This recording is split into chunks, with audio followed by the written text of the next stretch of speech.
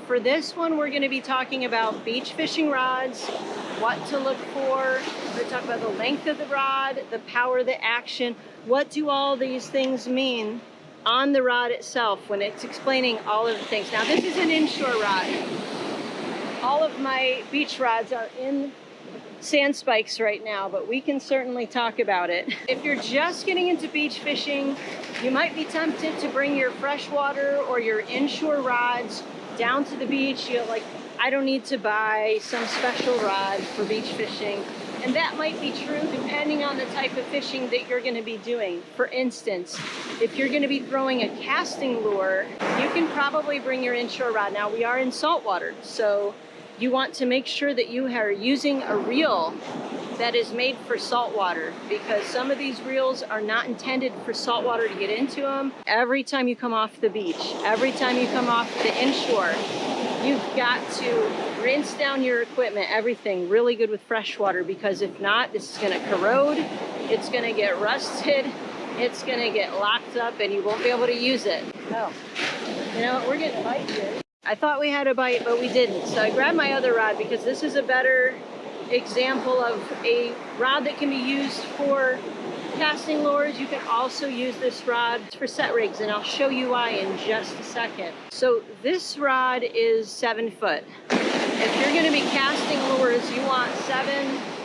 I've got a 7 foot. I've got an 8.5, like 8 foot 6 inch, and I'm usually using about a 4,000 reel when I'm casting lures. You've got this information on the back of the rod, and some of you may not realize what these things are. And we talk about power, and we talk about action, and you're like, I don't know what that is.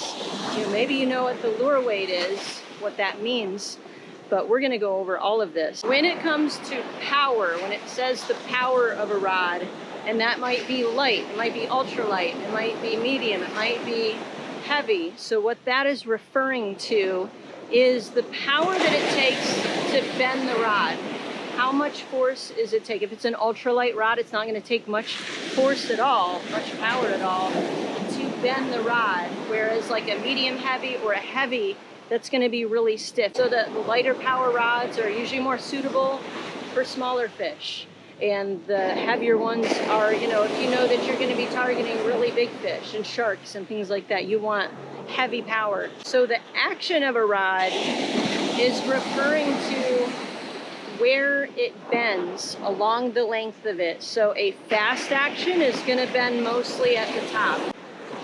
So I bent that down, and you can see that the bend is mostly happening at the top of the rod. You see a rod that bends more toward the middle, that's more of like a slower action. So faster action is better, like if you're going to be casting lures, you want a faster action. You want to be able to you know, set the hook on that fish. Whereas with the bigger, heavier fish, you want that slower action, so your rod tip's not bending around too much. The next important thing to consider with your surf fishing rod is the lure weight. And this is super important for beach fishing. If I was just using that inshore rod, the lure weight is only like less than an ounce, I believe, or maybe like an ounce and a quarter. Well, we're using at least 3 ounces of weight here. So what that means is if your weight is too heavy on the end of it, you go to cast it, and you get that flip, that bend on the rod as it flips that weight over. You could break the tip of your rod off. So just going down the line here, I believe this one is a 6 ounce. This is the Kong rod from Casking that is rated, I believe, up to 6 ounces. This one here, the white rod, is the Kuma Rockaway, and this 12-foot rod is rated up to 4 ounces. That next one is also rated 4 ounces, and the one on the end is rated up to 7 ounces. So you really want to pay attention to how much lure weight, because that's your sinker, that's your rig, and your bait. All of that should not go over the lure weight on the rod. And so I hope that helps you understand all of this information that you see on your rod a little bit better.